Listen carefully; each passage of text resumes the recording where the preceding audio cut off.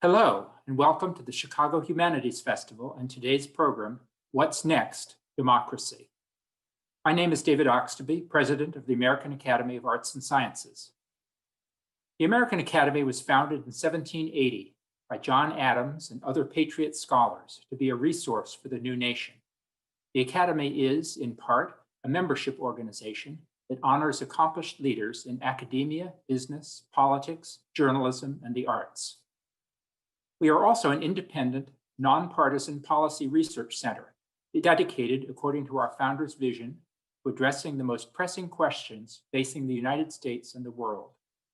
The Academy brings together the best minds from both inside and outside our membership to develop practical, well-thought-out solutions and to effect positive change.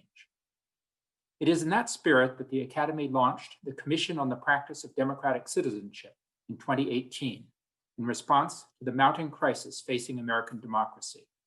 We recognized that there are deep problems, not just in the function of our political institutions, but in our civic culture, in Americans' ability to find common ground. More than ever, we realize that these times demand unity, bipartisan solutions, and most of all, action that will make democracy resilient for generations to come. In June, the Commission, co-chaired by Danielle Allen, Stephen Heinz, and Eric Liu, released its report, Our Common Purpose, Reinventing American Democracy for the 21st Century, a collection of 31 recommendations for achieving a more empowered citizenry, a more responsive and effective government, a more resilient civic culture, and a renewed sense of commitment to democracy and each other. Recommendations range from increasing the size of the House of Representatives, to attacks on social media, to expanding opportunities for national service. Over the past few months, our democracy's vulnerabilities have been exposed by the pandemic, including the danger of unresponsive government institutions, the need for Americans to unite for the common good, the weakness of voting systems, the reality of a disrupted media environment, and the continuous debate about facts. The life and death consequences of persistent structural inequalities demonstrate in no uncertain terms that the challenges of the 21st century pose an urgent threat to the nation and its people. This is a moment of great crisis, but also of opportunity. We're excited to partner with the Chicago Humanities Festival and share some of the ideas of the report with you today. Events like this are a key part of our report rollout, as we hope to bring the report and its ideas about democratic reform to new and diverse audiences. We hope that the concepts discussed today will spark conversation and dialogue among your own communities as well. You can learn more about upcoming events at chicagohumanities.org and help support them by donating or becoming a member. Thanks to our captioner for making this event more accessible. All digital events have closed captioning, which can be controlled through YouTube. You can learn more about accessible services at chicagohumanities.org/access. This program is presented in partnership with the American Academy of Arts and Sciences. This week's programs are presented with the support of Bank of America. Please help me welcome 3 members of the Academy Commission, Eric Liu, Hahrie Han, and Pete Peterson, in conversation with Carrie L. Davis.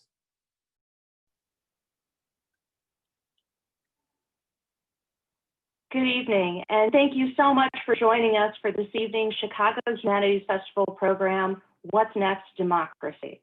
This is part of the What's Next series, and personally, I can't think of a more timely topic given the events of the last few weeks than thinking about what the future of our democracy looks like. As was noted in the introduction, earlier this year, the American Academy of Arts and Sciences published a report and recommendations produced by its Commission on the Practice of Democratic Citizenship. That report is called Our Common Purpose, Reinventing American Democracy for the 21st Century. This evening, we're delighted to be joined by 3 of the report's authors to discuss a path forward from this fraught moment in American democracy. Eric Liu co-chaired the Commission on the Practice of Democratic Citizenship that produced the report and recommendations.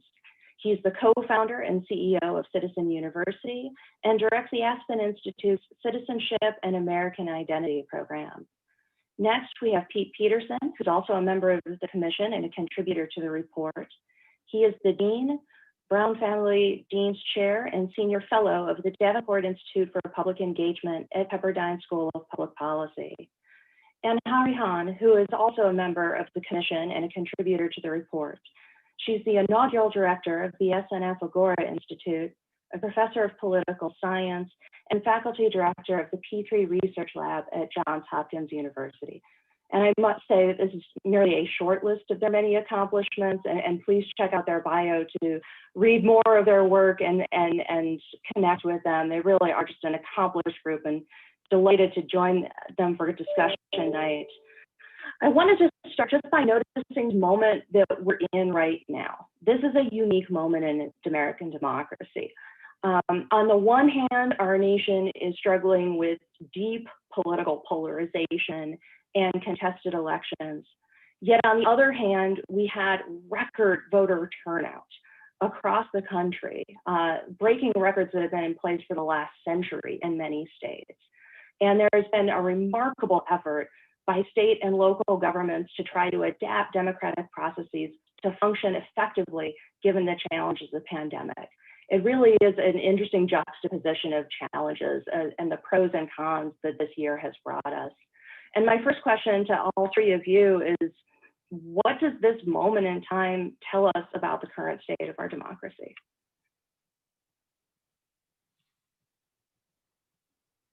I'll dive in first. First of all, thanks so much, Carrie, for welcoming us and to the Chicago Humanities Festival for having this discussion. We're so excited just to share some of the work that we've gotten to do, three of us and 32 other commissioners who spent the better part of the last 3 years working on this report, and now pivoting pretty hard to implementing the recommendations that we put in here. And I would say, Carrie, you know, as someone who works on these issues from philanthropy, as you do at the Joyce Foundation, you just named, you know, the good, the bad, and the ugly of this moment. And I think that's kind of the raw material of the report itself. We live in a moment right now where the good, the bad, and the ugly are all coming to the surface, are all visible, are all palpable. That there is a sense of real empowerment across the board. People who have long checked out of political and civic life, deciding to show up, deciding to get activated, and they showed up voting for both parties and for different kinds of candidates in different parts of the country. The bad, of course, is the ways in which our media and information environment are feeding a kind of toxic polarization and a detachment from fact that our colleague David Oxtoby mentioned in the introduction. And the ugly, well, you know, I don't think I need to belabor the ugly. The ugly is all around us right now, still in civic life. And I think the great thing about having all those things brought to the surface is that we get to face them like grown-ups now. I think we get to strip away any pretense or denial that democracy, that our system of constitutional self-government is either all good or all bad, and that we have to face and reckon with both the promise of our creed and our high ideals, and the great gap that exists between those promises and the actual conditions of our institutions, the actual practice of citizenship on the ground. And so, you know, living in this time through a pandemic, during this age of incredible awakening around racial injustice, I think, you know, it's a net good thing that we have to face ourselves and face what's broken in ourselves and in our system right now. And I think that's the spirit with which we all came to this work and with which we wrote this report. Yeah. Thanks so much. Oh, go ahead. Oh, I was just actually going to invite you, Hahrie, to join in next. Sure. Tells us about the state of our democracy. Well, let me just start by sort of echoing Eric to say that I too am really grateful to have the opportunity to be a part of this conversation. And Carrie and the Humanities Festival are really grateful for you all for hosting the conversation. And you know, it's no surprise that I should start just by saying that I echo everything that Eric says. After working with him for a couple of years on this report, that I find myself often in heated agreement with Eric, which I guess is a good thing. But yeah, I'll add a couple thoughts that really I think build on what he said. So I'm a political scientist by training, and one of the reasons I became a political scientist is I remember in college, in a class where we had to reread the Federalist Papers, and reading Federalist 52, where he writes about what is government but the greatest of all reflections of humankind. If men at the time, if men were angels, no government would be necessary. And I remember sitting there thinking, wow, like our government is a reflection of who we are as a people, and what does that mean? And I think that's what really, that impulse is really what called me into doing this work, trying to understand how democracy and our political system works. And I think that I find myself in this moment and, kind of reflecting on the trends, Carrie, that you laid out, really going back and thinking about that quote from the Federalist Papers, right? What is government? Or if we were to broaden that, what is our democratic system but the greatest of all reflections of who we are?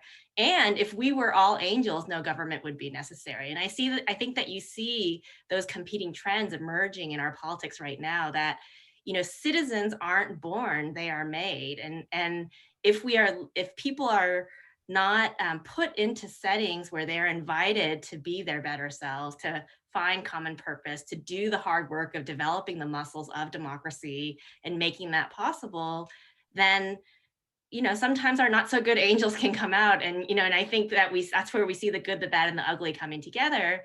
And part of what I really appreciated about working on this commission is the way in which I feel like as a commission we really sort of thought about democracy as being a set of interlocking systems, right? And so when we think about how we sort of create the settings where people are called and invited to find their better angels, it's not just thinking about at the level of the Constitution and Congress and the big, capital I institutions of government, although those are really important and a part of what we talk about.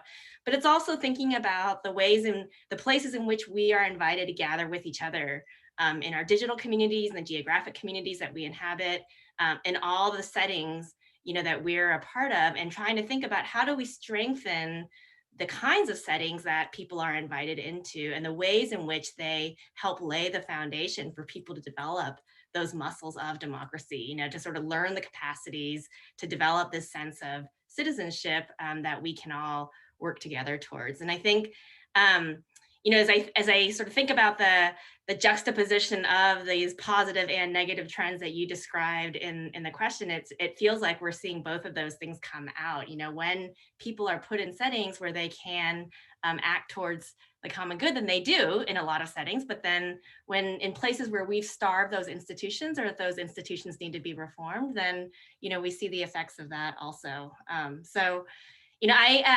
One last thing I'll say before I turn it over is just to sort of say that, I grew up as a child of immigrants, and I think that very much informs the way that I think about these things. And one of the things that I always learn from that experience is that transformation is not only possible, it's sort of what we do as humans. And so I think that it's that promise of transformation that is that's the audacious hope at the heart of democracy, but also, part of, I think, what we need to confront and face right now. Yeah, I'll just jump in and say I had a radio interview this morning about the election with the local PBS station, and it forced me to go back to pull out a book that we teach here at the policy school. The great essayist of the 20th century, Walter Lippmann, wrote a book called Public Opinion, and he has a chapter in there called Yes and No. And the criticism that he's making about democratic practices is that oftentimes when we get to the election stage, it's only an up-down vote, right? And what's missing from that is, or what can be conveyed in that is that with a yes or no answer on a political candidate or a ballot measure, that there's obviously a Manichaean choice there, and the results will be seen in Manichaean ways. But we are not, as human beings, really that divided. Right? There can be a myriad of reasons why one person would vote one way or another way on an issue. But when you look at results of any political election, it can be very easy to say, well, half of the country thinks this and half of the country thinks that. And what Lippmann begs us to do is actually to take it a step further and say, are we really separated in that way? Of course, elections are extremely important, but they're really not the best way of engaging or gauging our civic culture. And I think what's so great about this report, to go back to our common purpose, is that one, as Eric said, it started off with these 35 commissioners. It was also discussed by 50 plus focus groups that we hosted around the country, very politically diverse, and diverse in a myriad of other different ways, geographically, household income, educational background, and so forth. But in that process, we were still able to come to a set of conclusions here, 30 plus conclusions, which were not the least common denominators that you would often see come out of multi-partisan conversations. These proposals, which I'm sure we'll get into here, really have an edge to them. And I think it's worth talking about the fact that we can have our common purpose coming out of very multi-partisan discussions, which can sometimes be lost when we just look at election results. Thanks, Pete. That's actually a really comforting thought. I imagine all of us have been involved in conversations where people are focused on the extremes in society and the divisions, and it really is wonderful. And that's one of the things I liked about the title of the report, is that there is this thread of unity that we can all rally around. And in so many ways, that's also the history of our democracy. So I'm thrilled. Next, we want to really dive into some of the meat of the report, if the vegans will pardon the term of the meat of the report. I also want to make sure that we're inviting our audience to participate as well. You have a Q&A option. Please send us your questions. We'd love to really invite you to engage with our panelists, especially as we're thinking about this incredibly important topic about what's next for our American democracy. With that, I want to start diving into the report, and you all sort of mentioned this already in your initial remarks, but I'd like to kind of take a step back. So we just talked about the moment we're in, and the pros and cons, the good, bad, and the ugly of this moment. But your work as commissioners started well before this year. And I'm kind of curious to hear, and I imagine our audiences as well, what prompted the Academy to start looking into this a year or two ago and having these focus groups and really exploring this issue for what our American democracy should look like going forward? Eric, would you like to kick us off? Sure. I think in the same vein that we've been talking about, this two simultaneous realities prompted the Academy to undertake this project. One is, of course, that Americans across the board are losing faith in democracy, losing trust in government and our institutions, and losing trust in each other.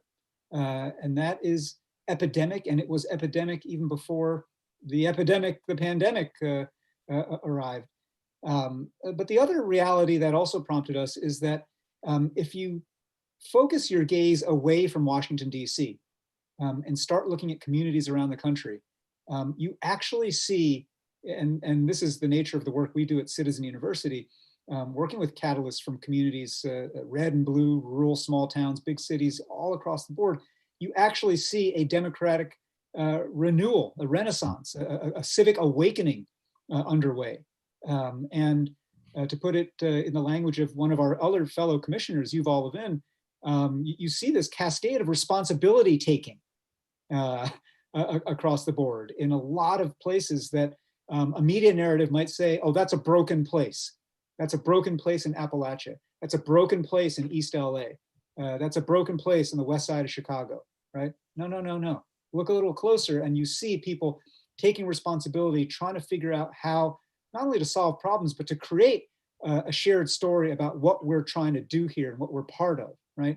And so sensing both these things at the same time, and just given the history of the Academy, the whole point of the American Academy, going back to John Adams and those other scholar patriots, was to ensure that particularly in times of crisis, in times of gestation and new birthing and painful transformation, like the country is going through now, that we'd be able to have a place and a way to step back a little bit and listen for those deeper patterns, look for those deeper listen for those deeper frequencies and look for deeper patterns in what's going on. And that was the spirit with which we launched this endeavor. And I think, Pete mentioned, in addition to the fact that we had 35, commissioners from all walks and all parts of the country, those 50 plus listening sessions that we did around the United States, that was not window dressing. That formed not only the content of this report,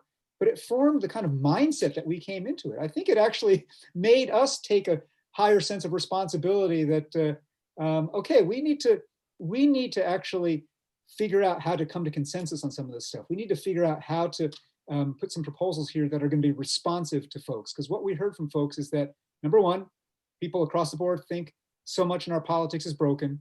And number two, they want to fix it. They don't know how.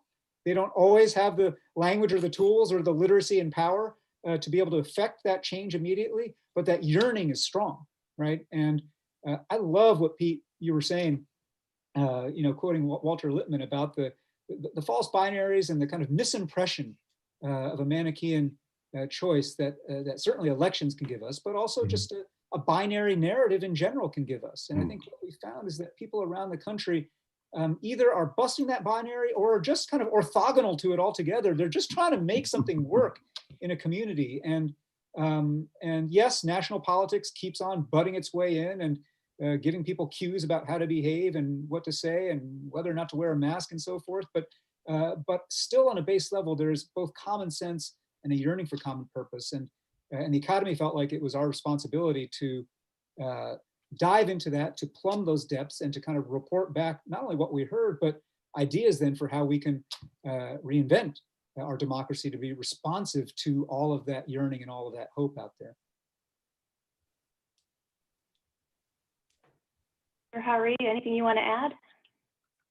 I'll just sort of add that I think to the point of, the fact that this report, this commission started several years ago is, a lot of the trends that we're seeing surface after the election right now are really a symptom of, much larger sets of issues that were there. And so the conversation, as Eric described, I think was trying to get at, well, what are the underlying issues that are permeating our political culture and our political life, and what are the deep fixes that we can do that would transcend any one particular moment that we might have in democracy. And so in that sense, I think that I was really I too found the listening sessions to be really important, because I think as Eric said, what we saw was just this hunger that people had to find ways to be able to act to improve the world around them. And it's not that, and people might come at it from different perspectives, and I don't, we don't want to paper over that,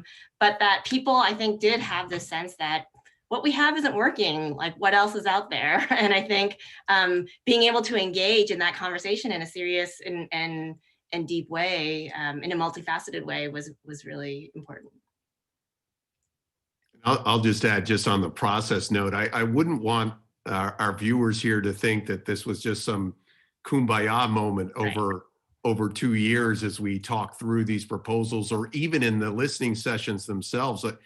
We started with well over 100 recommendations, and it went through a process of deliberation, disagreement, argument at points, all well-intentioned and civil, but at the same time, I think what I'm so proud of as a member of the commission is in looking at the final set of 30 plus proposals, that this went through a real deliberative, multi-partisan process that is grounded in the American experience, which again, through these listening sessions around the country, I think very much supported both the head and heart of this report.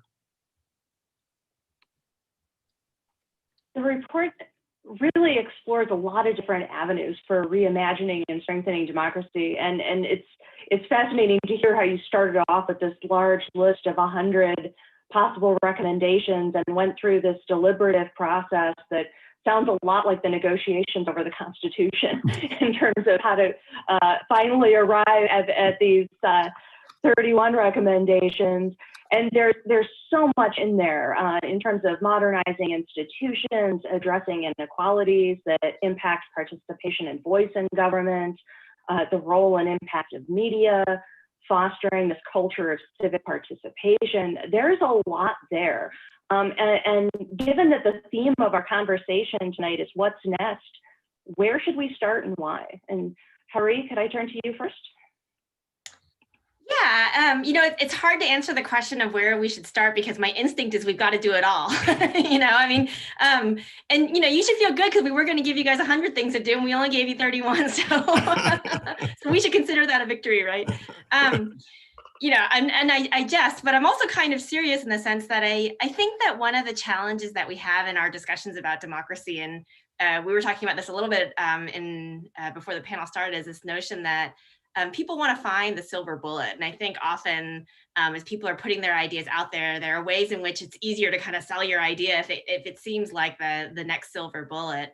But the truth of the matter is that the work that we have to do is complicated and it's multifaceted, and it has to do with reforming our political institutions at every level, the capital I institutions, but then also improving the civic settings and the culture that we all inhabit and create around us. And so I think part of what the report was trying to do was identify what the key places are to take this, multi-frontal attack, so to speak, in recreating and reimagining imagining our democracy. But what I will say is I think on the one hand, it feels like maybe a non-answer to say all of it is important. But then on the other hand, what I will say is part of what's really exciting to me is I think the report is also an invitation for people to imagine how can we be architects of the democracy that we want, right? And how can we design the system that we want? And so in that sense, it's saying, look, it's not just the work of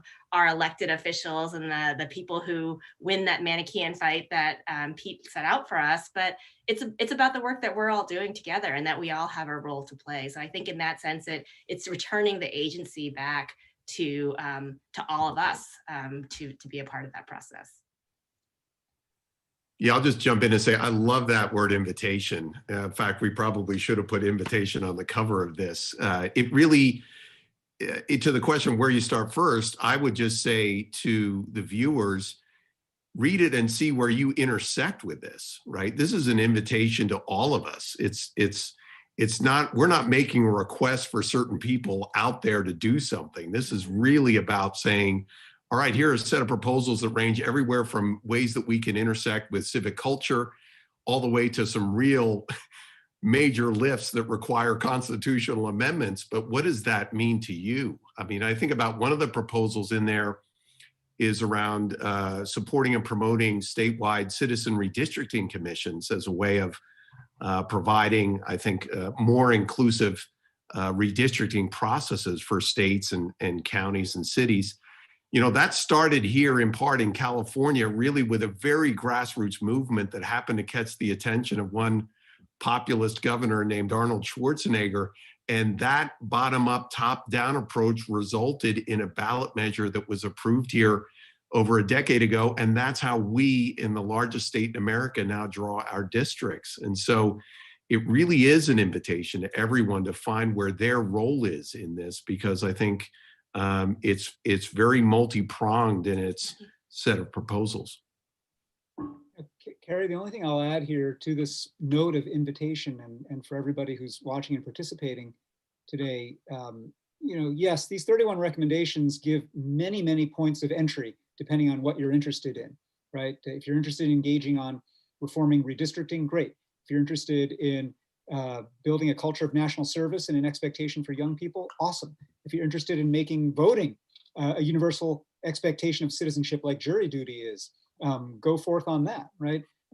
There are all these different ways, but the thing that we took pains to put together and articulate in putting this report together is that it's not just a grab bag of 31 recommendations and kind of reach in and see what you come up with and see if you like it, right? There is a theory of action here in that there's a virtuous cycle among three important dimensions of our democratic ecosystem. One is our institutions, our political institutions, and we've got recommendations that are pretty interesting and timely right now, like expanding the size of the House of Representatives dramatically as a way to, in a sense, make the Electoral College and the House far more reflective and representative of our nation. Another one that's quite timely is a proposal to put 18-year term limits on Supreme Court justices so that there isn't life tenure anymore, right? There are institutional ideas like that, but institutions are only one part of that virtuous cycle. Another part is civil society. How do we, in all those spaces that Hahrie has been referring to today, spaces where we gather, organizations that bring people together and that stitch together social fabric, organizations that are engaged in just service or faith activity, and all of what Tocqueville would have called the little platoons of democracy and self-government, right? That is a huge other part of our ecosystem, and we've got a whole slate of other recommendations there for philanthropy to get engaged and help accelerate the spread of that movement, to start cultivating what you might think of as the Civic 1 million, the catalytic leaders all around the country who are leading that kind of bottom-up civil society work. And then the third part of the virtuous cycle is civic culture, our narratives, our values, our sense of shared history, right? And the recommendations we have there run the gamut from a deep, deep commitment and recommitment to civic learning and civic education across institutions to a great endeavor that we'd want the humanities festivals and humanities institutions around the country to be part of, which is to reimagine our nation's story and to find new answers to that perennial American question of who is us, right? And to do that in a coherent, as Pete put it, top-down and bottom-up way, where we're all claiming the story. We're all creating part of that new woven narrative. And when you set those three things in motion, political institutions, civil society, civic culture, if things are going well, they feed on each other in a positive way, like you were saying, Carrie. And when things aren't going well, the dysfunction in one infects the others, right? And I think for anybody who's trying to figure out what's next, how do I plug in? Reach into the grab bag and find a recommendation you like, but think about that bigger picture cycle and think about how you want to engage to move one part or another of the cycle. And there's no right answer. Every one of us has to lift one piece of that, but I think that's the invitation also that we want to extend. I want to turn to some of the questions that are coming in through the Q&A, and there's a theme across a few different questions, so I'm going to take the liberty to try to blend some of them together. And really looking at some of those challenges, deep challenges of the current political moment.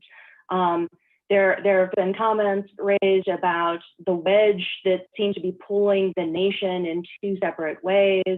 There are concerns that President Trump hasn't conceded, and there's this contested election narrative in some places.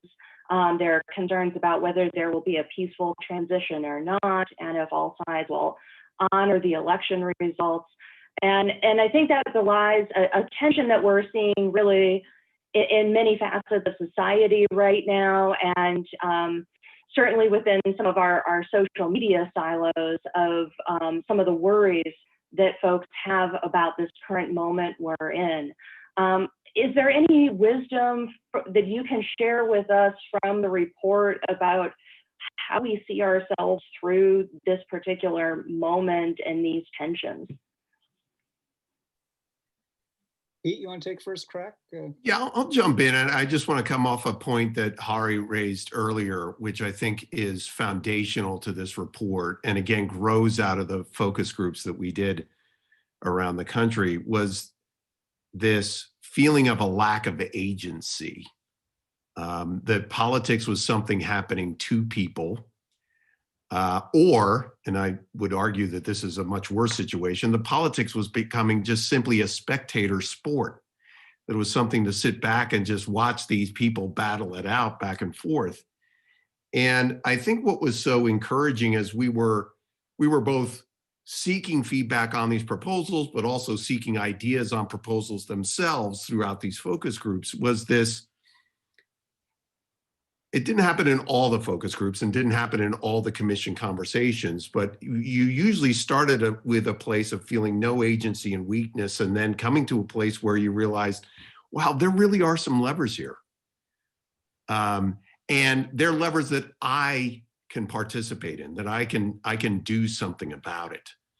I am a great opponent of what I call the C-SPANification of our politics, that our politics has become so federally and nationally focused that the issues that really do impact our lives, whether it's education, whether it's trash pickup, whether it's anything having to do with even at the related to the environment, that these are issues and decisions that we do have some control over. And I think what the report does so powerfully is that it lays out, yes, there are some that will demand a constitutional amendment. That's not something you can do on your own. And I wouldn't advise it, by the way. Don't try a constitutional amendment on your own.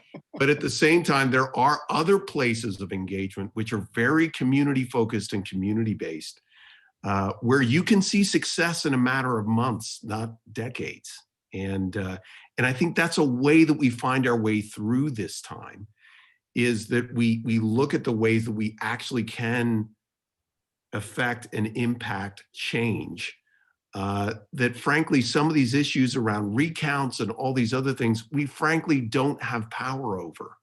But that's not to say that we don't have any power. And that's what I think, again, is so timely about this report. I guess one thing I'll say, just trying to tune into the motivations of the people asking these questions, and I imagine many of them are anxious about this literal moment right now and what's happening in national politics and the kind of presidential contest. And I'm pretty sure, I'm almost certain that our report does not contain the word Trump. This was not a report written to this cycle. And it's not that we were playing the long game. It's actually, I've been thinking about it differently. It's more that we were playing the deep game. That everything that Hahrie and Pete and I have been talking about here is the base layer, the foundation from which we will determine whether we have a flourishing garden of democracy or just a bunch of weeds, right? And those habits and norms and practices require deep, long, patient investment. Now, that does not mean that we are unaware of the dangers posed by reckless, irresponsible leadership and reckless, irresponsible breaking of norms that start to corrode the legitimacy of our institutions.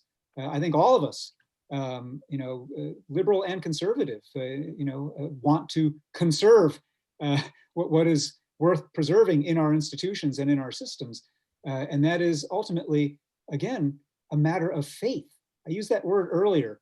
And what is, alarming in part to me, but also frankly heartening to me about this moment is a word I got, and Pete, having worked in Republican politics, has many more such conversations than I do, but I spoke recently to a couple of friends, one in East Texas, one in Central Tennessee, who were just reporting that where they are, deep in MAGA country, most folks were putting away their signs, putting away their flags, getting on with life, and accepting that the election was over.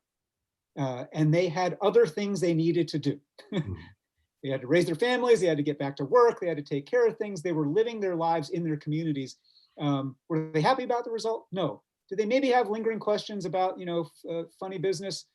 Probably, because some of the media they've consumed. But by and large, they were getting back to life and stitching community together. And that to me was heartening, because I think that is in fact a reality on the ground across the country right now. And the responsibility we have in this moment is to be vigilant against abuses of power in the now, but also be thinking about that deep game and how we can accelerate and enrich the work there.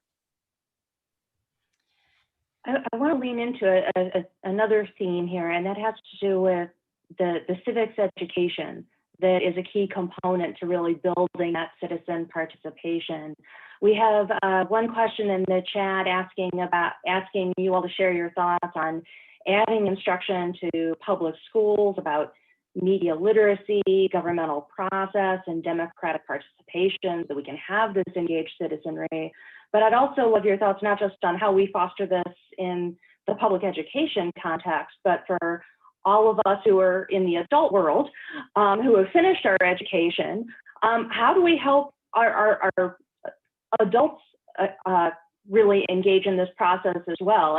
And I know I've got a virtual room full of civics experts here. How do we really help build this civic education and civic infrastructure muscle to really start pursuing some of these changes?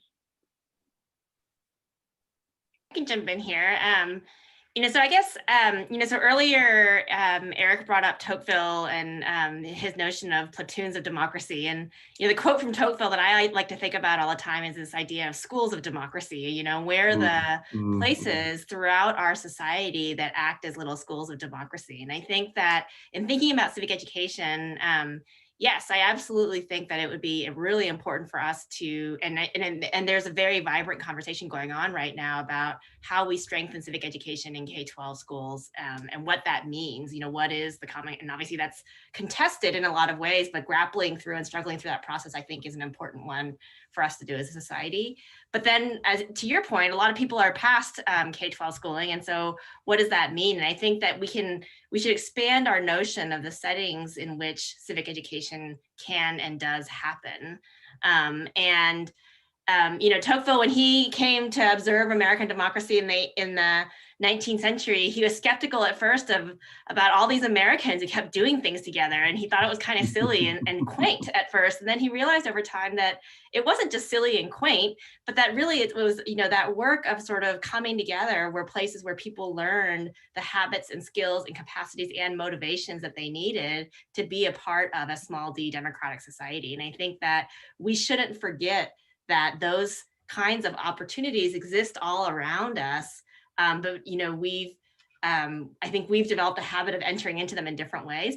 But to Pete's point about agency, we can change that. There's that quote: "We are what we've been waiting for," and so it's in our hands to be able to recreate the kind of spaces to make them the Tocquevillian schools of democracy that we aspire to. And I would just jump in there as another Tocqueville fan. That happens to be a core text here at the policy and changed my life.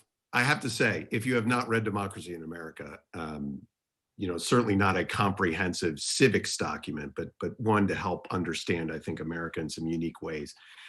One of the sections in our report is about ensuring the responsiveness of government. And again, in that, we are looking much more at local government processes as part of that. And I think as we think about the civics education piece, and I know Eric writes and speaks on this all the time, civics is both kind of the head, how government works, and I would guess that most of us don't know even how our local government works, right? I think that is a piece of civics education I think is really missing, and one as adults we all need to have a better sense of.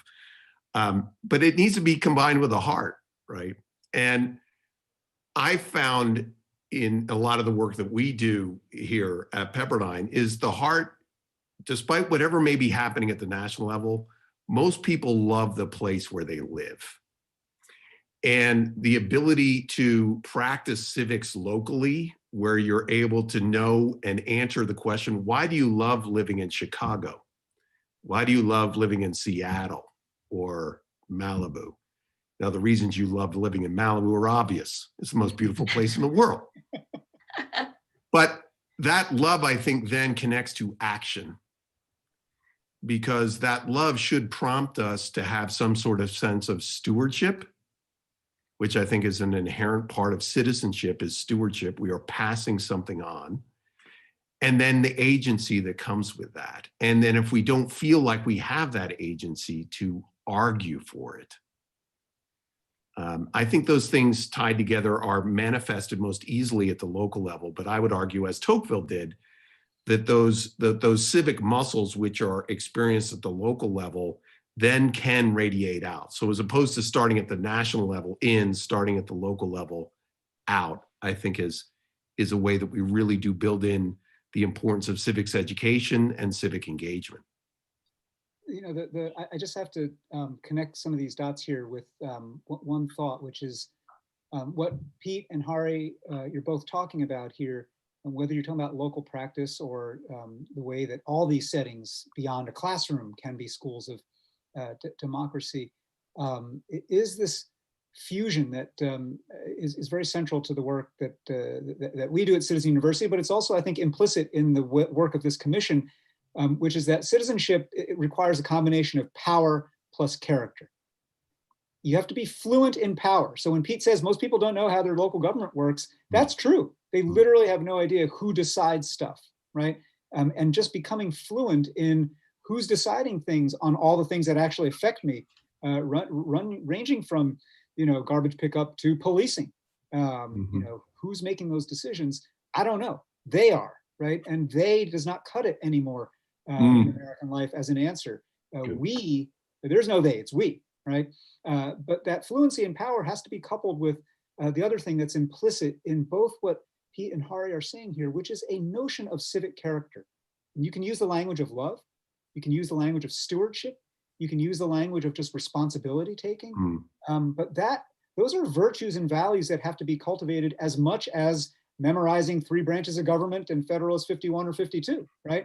That those are habits. Back to Tocqueville, habits of the heart, right? And I think the idea here is that for us to take civic learning seriously is to recognize that not only does it bust out of a K-12 box and should be in how we all are living, but it's also beyond the merely procedural part of government and self-government to this side of heart, as Pete is saying. Well, I think you've all made a case for everyone who's listening to run out and pick up a copy of Tocqueville from the library and from their local bookstore. So I'm sure all our local booksellers thank you. Mission accomplished. Mission accomplished. And I want to echo that point that you made, Pete, about local government, because we keep seeing in poll after poll after poll looking at trust in American democracy that people have the highest trust in their local governments. And trust levels drop considerably as you go higher up the ladder to the national government. So it does seem like such a natural place for people to start locally, where you've got the trust, where you have this opportunity for impact. And for those who have not nerded out on election results the way some of us do and tracking all this, it really is fascinating to look at some of these local races and ballot issues and just the way that communities have organized to have a voice in their government. It is just, it's inspiring, and it happens in every single state and every single election. And I really wish there'd be more coverage of that, because there really is a lot of citizen change that's being made. One other theme I want to touch on, and I realize that our hour is going by very quickly here, and this is the concept of the concern about inequality. Right now, our nation is in a moment of reckoning with systemic racism. We know that there are racial and ethnic inequalities infused in so many aspects of our systems and institutions. And the same with wealth inequality. And one of you just mentioned power and the role of citizen power. How does that come into play with these deep societal inequities? And what do you see in terms of the Commission's work for some path to start to address and unwind some of these inequalities that we have in our system, and to really make sure that we do have full participation of all of our communities in the process? I'll jump in first. The 31 recommendations that we've got in this report, Our Common Purpose, are actually grouped into 6 strategies. And the first of those strategies goes straight, Carrie, to the heart of the question that you're raising and that people are asking about in these questions. And that is this deep structural inequality, concentration of wealth, of voice, of clout, monopoly in different forms in different parts of our society. And that's not just economic monopoly, it's monopoly itself of voice and presence. And so the first strategy, which contains several of the recommendations here, is about achieving equality of voice and representation in our democratic system. And again, some of those proposals and recommendations have to do with things like changing the structure and the size of the House of Representatives, allowing for the possibility of multi-member districts so that you can be more readily represented, allowing for ranked choice voting, so that it's not just winner take all in a binary system. And those are partly procedural ways to address the legacies of this inequality. But I think a deeper set of answers does lie in the way that you pose the question, Carrie, that as much as is broken in our politics right now, the remedy exists in the tools of our politics. And so what you see right now in terms of organizing, certainly, actually on both sides, I was going to say certainly, if you go all the way back to the Tea Party and to Occupy Wall Street, both those were twin phenomena, born of the same circumstance. And that phenomenon is basically people generating brand new power out of thin air. Tea Party didn't exist before. Those folks weren't showing up and mobilizing and scaring members of Congress before. Occupy didn't exist before and hadn't elevated a fellow named Bernie Sanders from obscurity in Vermont to kind of near presidential nomination status. What happened was that people organized and started generating power out of thin air. And they started to apply pressure not only through elections, but through storytelling, through media, through norm changes, through the kind of work that Hahrie has documented in a lot of her books about bottom-up citizen organizing in this country. And so, again, no sugarcoating, no Pollyanna, like inequality is real and it's bad and it's grindingly getting worse. And the remedy is just right there in our hands. And what we're trying to spell out in our common purpose are tools and ways that people can actually activate that agency. Yeah, I'll just jump in to say, I think the question is a really important one in the sense that inequality is a big threat to democracy, and partly because one of the big differences between democracy as a political system for organizing government and public life relative to other systems that are, authoritarian systems and so on, is that the big trade-off people have to be willing to make in democracy is people have to be willing to accept uncertainty over outcomes in order to have certainty over process. Whereas in an authoritarian regime, you might have certainty over outcomes, but you're very uncertain about the process, right? So in democracy, I don't know if my person's going to win or not, but I should be able to know exactly what the process is through which we have to get there. Whereas in an authoritarian regime, I'm pretty sure who's going to win and what the outcome of that is going to be, and the government will guarantee a certain standard of living and so on and so forth. But who knows what processes are going to lead us there? And a lot of research shows that people are only willing to accept that kind of uncertainty when their basic needs are being met. And so when people are in a position of feeling like they're struggling to feed their families, to make ends meet, then people's willingness to accept that kind of uncertainty that makes democracy work goes way down. And so I think it is a really important question. But, to Eric's point, the remedy is in strengthening our system, right? In making our governmental institutions more responsive and helping, strengthening the process and the tools that people have to hold government accountable to the very urgent needs that so many people face. And I think that's what our common purpose is trying to do, is to say, we may all think about different ways of getting to that outcome, but we all need to strengthen the process so we can all try to hold our public leaders and public institutions accountable for the needs that we have. And I'll just add here too, again, to go back to the local level, I think that's where we've seen some real creative, noted here in the report, but some real creative ways that those who have not been at the table have gotten back to the table. I'm thinking about the process of participatory budgeting, for example, that I knew is used a lot in Chicago. I mean, Chicago's been really one of the groundbreakers in using PB to engage people that really haven't been involved before in the actual budgeting process for the city. And a lot of my work in working with cities to make them more inclusive and participatory, frankly, the challenges are much more technocratic than frankly, intentionally exclusionary, if you will.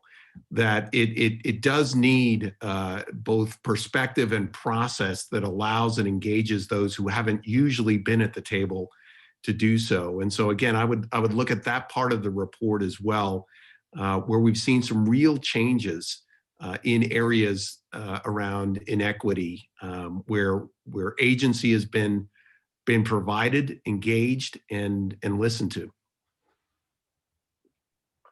I see that we have quickly run through our time here. I want to offer each of you, with our last couple of minutes left, if you have any closing remarks and words of inspiration for our audience about where they can go for more information and how to get started. Hahrie, you want to go first? Sure. Well, I would say everyone should, obviously, in addition to running out and buying Tocqueville, should of course go and get a copy of the report, which you can do on the Our Common Purpose website. And as we talked about, it is an invitation, and we hope that you'll all take us up on it, and be a part of the process of change. And the sort of quote that I'll leave you with is one that I love, which is by a Jewish theologian who says that hope is belief in the plausibility of the possible as opposed to the necessity of the probable. And I think part of what we're trying to do is equip people to make the possible more plausible through the work that we all do together.